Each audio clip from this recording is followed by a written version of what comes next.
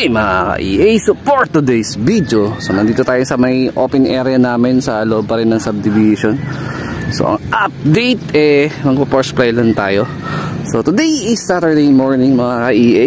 So dahil patapos na ang summer race, patapos na ang summer season, punta na tayo sa North Derby race. Ang ating pupuntahan na panahon naman ay tag-ulan. Ayan, so speaking of tag-ulan, makulimlim mga kalapatid. So paparonda pala yung tropa natin. So yung ibon natin, ito lang.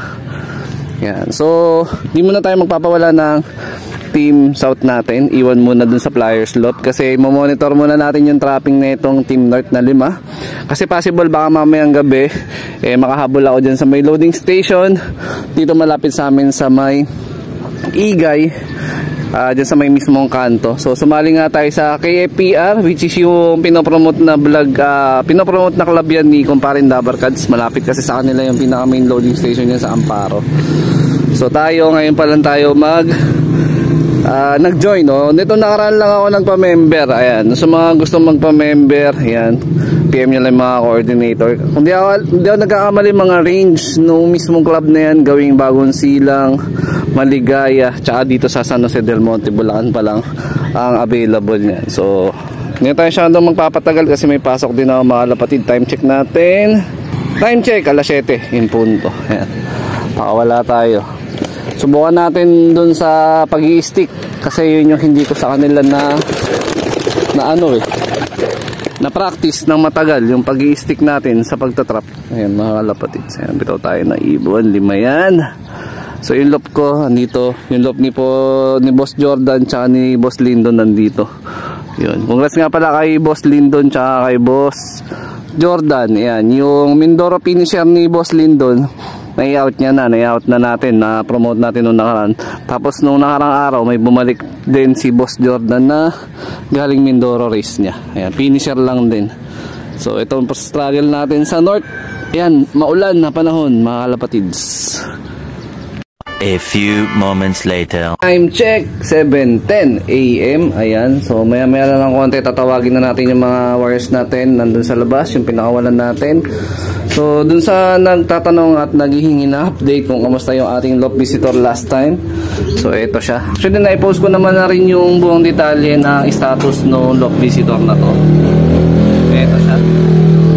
So maingay lang yung motor, no. So ang kwento, ulitin natin. So itong ibon na to is totally tinos pala no may-ari from Cavite, then binitawan sa Pasay, and then dapat pauwi dapat siya ng patumbok ng South kasi nga Cavite napadpad dito sa Norte. So doon sa araw nung pinost ko to last time is siguro parang after 3 hours may nag-PM sa akin na nagbigay ng tamang detalye kasi yung mga nauna nag-PM na nagbabaka sakali hindi akma yung detalye na binigay nila so hindi natin pwede sa kanila i-surrender yung ibon. So yung isang nag-confirm na yun from Cavite, yun, nagkausap naman kami, nagka-chat. So sabi niya wag ko na nga raw pakawalan. Ang gusto ko sanang mangyari, pakawalan ko para makabalik sa kanya sa Cavite, pero mukhang malabo nga daw talaga makakabalik to doon kasi nga na wrong way na, tas medyo malayo at walang markings to.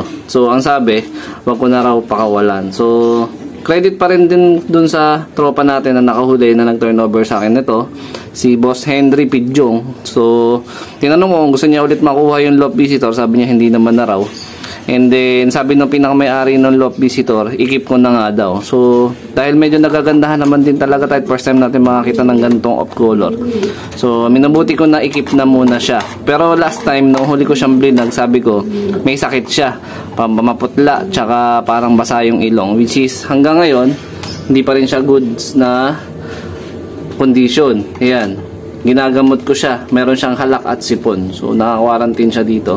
Then hopefully magamot natin or after a week maging maganda yung kondisyon niya. So plano ko siyang i-viewing, then tingnan natin kung mapaparonda natin. Pero kung hindi, mag-overpay, kuyari tayo dun sa pinakamay-ari nung ibon na yan. So yun, so update. Yan, makulimlim pa rin mga kalapatids. Naantay lang natin bumaba yung mga wires natin. Ayan, makulimlim.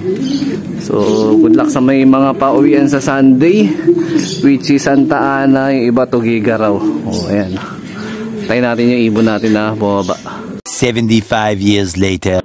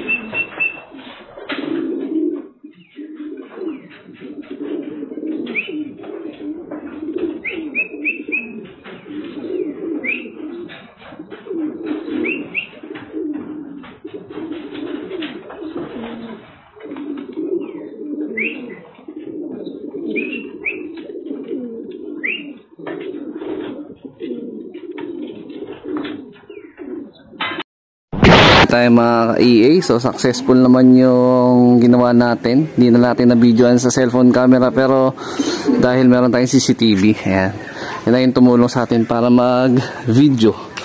Ayan, so oras na ng kain nila. Time check 7:38 AM na. Ayan, mga kalapatid to.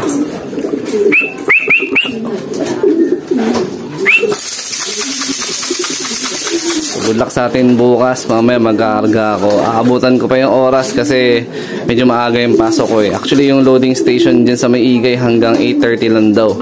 So possible 8 o'clock nandito na ako sa bahay. So hahabol ako. Pero sa mga susunod di ko sure na makakasabay ako. Pero subukan natin magawa ng paraan. Pero depende sa magiging performance nila dito sa padating na training. Alam ko parang baliwag lang naman yung bitaw bukas.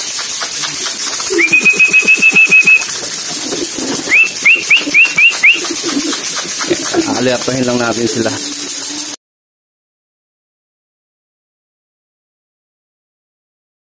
Yung status ng mga wires natin, no? Nagmegos-megos kasi ko, kaya yung iba naninibago na ako sa patoka. Pero yan yung mix na ginamit natin, yung pinakita natin sa vlog nung nakaraan.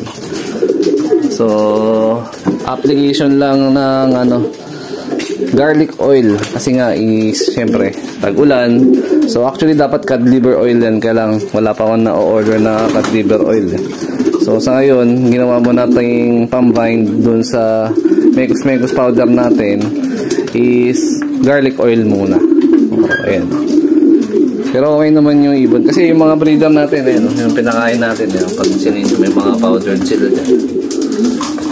Tapos yung nandito, mamayang hapon na to. Ito yung food sila hapon. Ayan. Supplier slope lang. Pero dito wala na rin yung mga pagkain nila. Ubus na. Ayan. Ubus na. Ayan. May mekos-mekos dyan yung karamihan. O, ayan o. Ayan. Ay, ubus na pala eh. Higdagan natin. Konti na lang to. Ayan. Ayan. Nawawala kasi yung tripod. Hindi tuloy ako makapag-video na maayos. Ayan. Ayan. Sa oras ng kain nila, umaga 7:30 onwards. Paghapon alas 3 in punto hanggang alas 3:30. Yun yung striktong oras ng kain nila. So good luck sa atin.